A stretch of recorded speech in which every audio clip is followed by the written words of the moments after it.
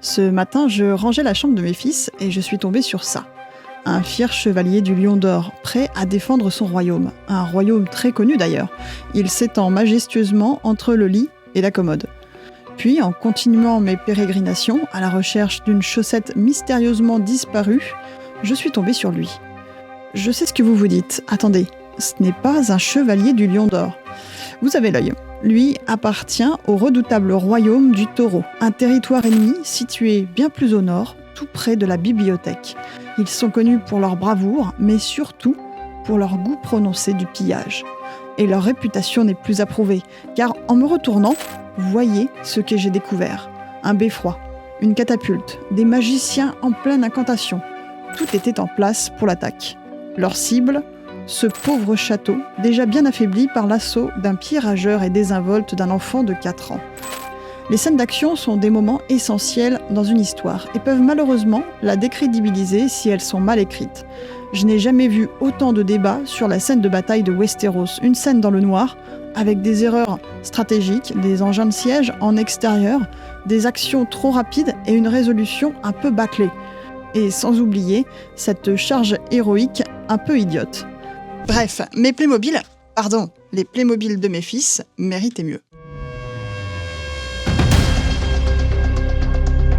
Qui dit scène de bataille dit personnage. L'action est importante, mais les personnages le sont bien plus. Mais on ne va pas tous les suivre, on va en sélectionner quelques-uns. Sinon, ce serait d'un ennui mortel. Alors, pour suivre notre scène de bataille épique de Playmobil, j'en ai sélectionné 3. Voici Sir Alaric, chevalier du Lion d'Or.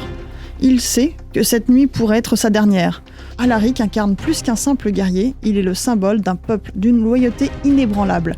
Il ne craint pas la mort, car en l'embrassant, il rejoindrait sa femme qui a péri en couches. L'idée est tentante, mais les occupants du château comptent sur lui et il ne faiblira pas. Pas aujourd'hui. De l'autre côté du champ de bataille, une silhouette imposante observe les remparts avec un sourire satisfait. Lord Vornak, seigneur du Taureau. Un nom qui fait trembler les paysans, un homme qui ne recule devant rien pour imposer sa loi. Pour lui, cette guerre n'a rien d'un simple combat, c'est une vengeance. Une vieille rancune qui date de bien avant que les enfants de cette génération ne naissent. Son père avait tenté de s'emparer de ce château et avait échoué. Il ne refera pas la même erreur. Et enfin, Lyra. À l'écart du fracas qui s'annonce, une silhouette observe la scène, perchée sur un éperon rocheux. Elle a grandi entre ces murs, courant dans les couloirs du château du Lion d'Or, riant aux éclats avec les fils des chevaliers. Elle était une enfant du royaume, une héritière de vieilles valeurs chevaleresques. Mais la guerre a changé cela. La loyauté, c'est un luxe que seuls ceux qui n'ont jamais eu faim peuvent se permettre. Elle a fui, elle a trahi, elle a survécu. Mais de son promontoire, ce soir, elle voit son château, son enfance menacée d'être réduit à feu et à sang. Les démons du passé ressurgissent. Doit-elle fuir à nouveau ? Mais maintenant qu'elle voit Alaric, droit et fier sur les remparts, quelque chose en elle vacille. Elle a encore une flèche, une seule, mais qui mérite-t-elle d'atteindre ? À ce moment-là, vous avez donc votre fiche de personnage de prête. Donc c'est bon, on peut se lancer dans la bataille. En fait, on n'est pas prêt de se lancer tout de suite. Il reste quelques étapes, dont une, je suis sûre, vous l'oubliez à chaque fois. Un premier projectile s'écrase sur les murailles de notre château Playmobil. L'attaque a commencé. Hop. La question qu'on doit se poser maintenant, à travers quels yeux on va suivre notre bataille. On peut utiliser une focalisation omnisciente, c'est-à-dire que on va regarder la scène d'en haut. On voit tout, on ressent tout, on sait exactement ce qui va se passer et ce qui s'est passé. Il est possible aussi de vivre la bataille de l'intérieur. On parle alors de focalisation interne. On zoome. Nous sommes désormais, par exemple, à Alaric. C'est à lui de décider de tenir la position ou de battre en retraite. Mais pourquoi se contenter d'un seul personnage ? On peut aussi faire de la focalisation multiple. On va alterner les points de vue. Car pourquoi choisir ? La bataille, c'est un chaos de décisions, de doutes, de sacrifices. En alternant les perspectives, on va faire monter la tension. Mais c'est pas terminé, il reste une troisième étape. Car oui, une bataille, ce n'est pas qu'un affrontement, c'est une mosaïque d'émotions, de choix et de destins qui vont s'entremêler.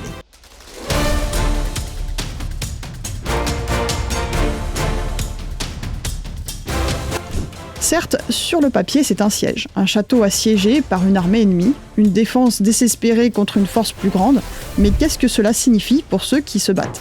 Pour Alaric, ce n'est pas qu'une question de muraille, c'est le dernier espoir d'un royaume mourant. S'il tombe, le lion d'or disparaîtra avec lui. Ce n'est pas seulement un combat, c'est la survie de son peuple. Pour Vornak, cette bataille est une revanche, une vengeance qui couve depuis des générations. Son père a échoué ici, il doit finir ce qui a été commencé. Son triomphe doit être total et sans appel. Pour Lyra, ce combat est un dilemme. Elle pourrait partir, se cacher, mais rester signifie aussi prendre parti. Et ce choix pourrait bien lui coûter la vie. On va donc avoir ici un combat de valeurs, ce n'est pas simplement lion contre taureau, c'est en fait deux visions du monde qui vont s'affronter. L'honneur contre la brutalité, le devoir contre la liberté, le passé contre l'avenir. On va se poser ici la question de qui va survivre. Une bataille doit avoir des conséquences. Si tout le monde ressort indemne, alors elle n'avait pas de poids.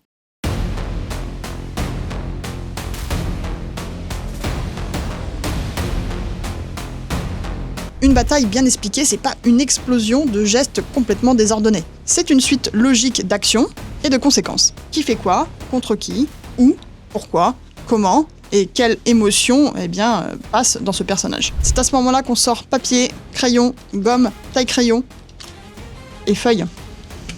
Oui, c'est mieux. En résumé, ce tableau, c'est l'occasion de poser les bases de notre scène de bataille. Ce tableau, c'est un peu comme un plan de bataille pour l'écrivain. On définit l'action, le lieu, pourquoi, le comment, quel personnage, contre qui, quelles sont les conséquences, les émotions. On va tout lister. Et une fois tout ça en place, là maintenant, vous avez toutes les cartes en main pour écrire votre scène de bataille. Épique, riche en émotions, riche en tension, riche en suspense.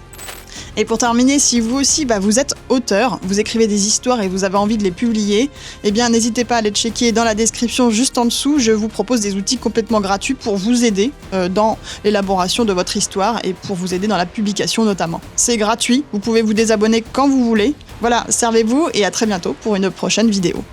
Et pourquoi pas un nouveau tuto Playmo si ça vous a plu.